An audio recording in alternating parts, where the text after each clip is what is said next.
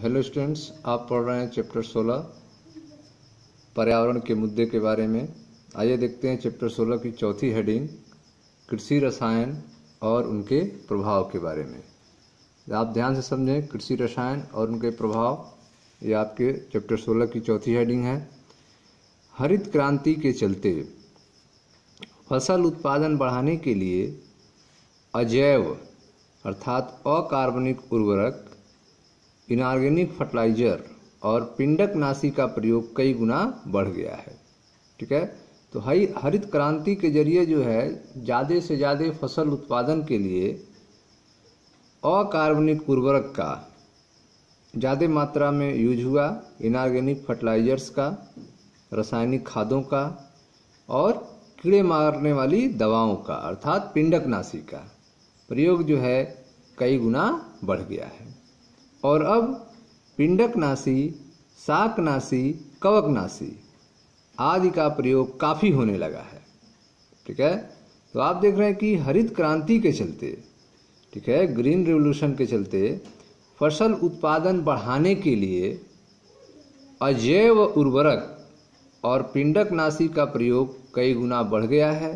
और अब पिंडकनाशी, शाकनाशी, कवकनाशी आदि का प्रयोग काफ़ी होने लगा है।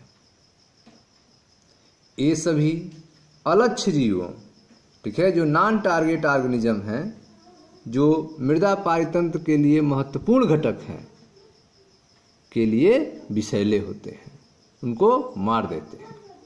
ठीक है, तो आप देख रहे हैं कि जो पिंडकनाशी, शाकनाशी, कवकनाशी इन सब चीज़ों का हम यूज करते हैं, वे सभी अलक्ष्य जीवों को, ठीक है, जो अनटारगेटेड ऑर्गेनिजम्स हैं, नॉन टारगेटेड ऑर्गेनिजम्स हैं, उनको वो भी मर जाते हैं। टारगेट ऑर्गेनिज्म तो मरते ही हैं, लेकिन जो नॉन टारगेट ऑर्गेनिज्म हैं, अलक्ष्य जीव हैं, वे भी संकट में पड़ जाते हैं, जो मृदा पारितंत्र के महत्वपूर्ण घटक होते हैं, के लिए यह विषैले होते हैं।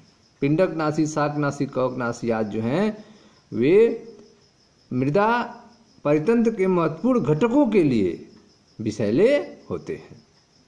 क्या आप सोच सकते हैं कि स्थानीय पारितंत्र में उन्हें जैव आवर्धित किया जा सकता है? ठीक है, क्या आप सोच सकते हैं कि स्थानीय पारितंत्र में उन्हें जैव आवर्धित, बायोमैग्नीफाइड किया जा सकता है? हम जानते हैं कि कृत्रिम उर्वरकों की मात्रा, ठीक है, हम जानते हैं कि कृत्रिम उर्वरकों की मात्रा को बढ़ाते जाने से, अगर कृत्रिम उर्वरक जो हैं उनकी मात्रा बढ़ाते जाएं तो इससे क्या इफेक्ट होगा, देखिए ध्यान से।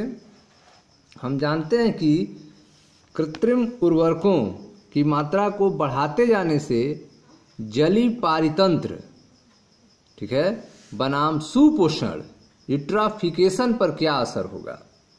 जलीय पारितंत्र बनाम सुपोषण अर्थात यूट्राफिकेशन पर क्या असर होगा? इसलिए कृषि वर्तमान समस्याएं अत्यंत गंभीर हैं। ठीक है, तो इस समय जो कृषि है उसकी जो वर्तमान समस्या है वह अत्यंत गंभीर है, क्योंकि आपको पता है कि हरित क्रांति के चलते फसल उत्पादन बढ़ाने के लिए इनऑर्गेनिक फर्टिलाइजर्स और पिंडकनाशी का प्रयोग कई गुना बढ़ गया है।